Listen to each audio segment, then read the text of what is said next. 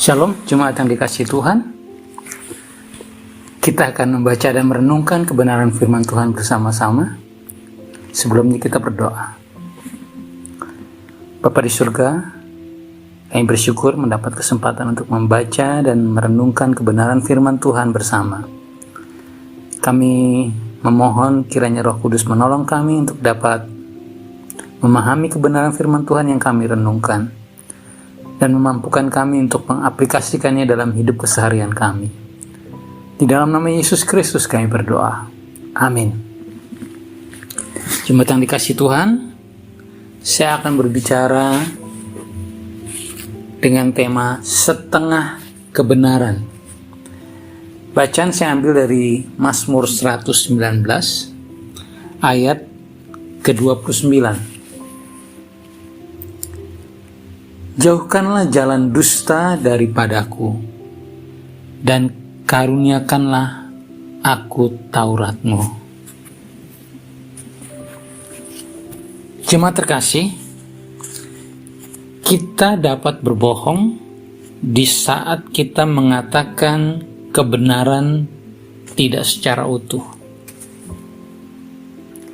Saya teringat pada satu cerita dalam epos Mahabharata ketika terjadi perang Bharatayuda. Kelompok Kurawa dipimpin oleh Dorna. Dia adalah guru dari kedua belah pihak, baik pihak Kurawa maupun pihak Pandawa, dan sangat sulit dikalahkan. Maka kemudian diketahui bahwa Dorna dapat dikalahkan kalau dibuat satu siasat, yaitu dikatakan bahwa putranya Aswatama mati. Maka Bima membunuh seekor gajah yang bernama Aswatama. Lalu diberitahukan kepada orang, diumumkan bahwa Aswatama sudah mati. Dorna sangat terkejut tentu saja. Lalu dia bertanya kepada satu-satunya orang yang dia percaya, salah satu muridnya, Yudhistira, anak tertua dari Pandawa 5. Apakah betul Aswatama yang dimaksud Dorna adalah Aswatama anaknya? Apakah betul Aswatama sudah mati? Yudhistira adalah orang yang sangat jujur, tulus hati, dan tidak pernah berbohong. Tapi saat itu dia mengatakan benar. Dalam versi lain dikatakan, Yudhistira mengatakan benar Aswatama sudah mati. Lalu dengan suara yang sangat pelan, dia mengatakan gajah itu. Tentu saja itu tidak didengar oleh Dorna. Kemudian Dorna kehilangan semangat dan akhirnya dapat dikalahkan dan mati. Apakah Yudhistira berbohong ketika mengatakan Aswatama sudah mati? Betul. Tapi dia tidak mengatakan secara jujur Aswatama yang mana yang mati, anaknya Dorna atau seekor gajah. Nah, ada cerita tentang seseorang yang berhasil menjual TV kepada seorang temannya. Dia katakan, "Woi, TV saya ini punya gambar sangat bagus." Temannya melihat dan akhirnya membeli TV itu. Seorang teman lain datang, "Oh, kamu berhasil menjual TV kamu kepada kawan kita itu." Memang dia tidak tahu bahwa televisi itu suaranya rusak. Si penjual berkata, dia tidak bertanya soal suara dan saya tidak perlu menjelaskan apa yang tidak dia tanyakan toh.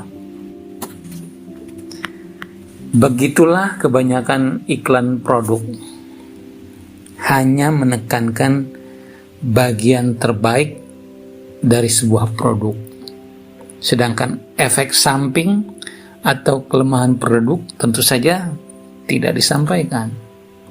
Ataupun kalau disampaikan karena tekanan LSM peduli konsumen, mereka akan menuliskannya dalam kemasan dalam tulisan yang kecil dan samar. Begitulah juga cara kampanye politik dirancang. Sebentar lagi masyarakat kita akan melihat atau akan ikut serta dalam pilkada di berbagai daerah. Dan biasanya semua calon pemimpin akan mengaku menjual kecap nomor 1. Tidak ada yang menawarkan kecap nomor 2. Jemaat terkasih, kebohongan yang paling berhasil dan dapat menyesatkan banyak orang bukanlah kebohongan yang terang-terangan, tetapi justru kebenaran yang tidak dinyatakan secara penuh. Jika kita tidak menjadi konsumen yang kritis, atau dalam hal ini dalam hidup keimanan kita, jika kita tidak menjadi orang Kristen yang kritis, kita akan termakan oleh setengah kebenaran yang kita dengar atau yang ditawarkan. Maka sebagai orang Kristen, tidak ada pilihan lain bagi kita untuk membaca, belajar kebenaran firman Tuhan. Lebih baik lagi jika itu kita ikuti dalam komsel, komunitas sel, sharing bersama saudara Seiman, maka kita akan mendapat konfirmasi, diteguhkan iman kita. Dan ketika kebenaran yang disampaikan setengah-setengah kepada kita, kita dapat mendeteksi. Kita akan terhindar dari jebakan seperti itu. Mari jemaat terus bertumbuh dalam kebenaran firman Tuhan dan menjadi orang Kristen yang kritis. Tuhan Yesus memberkati.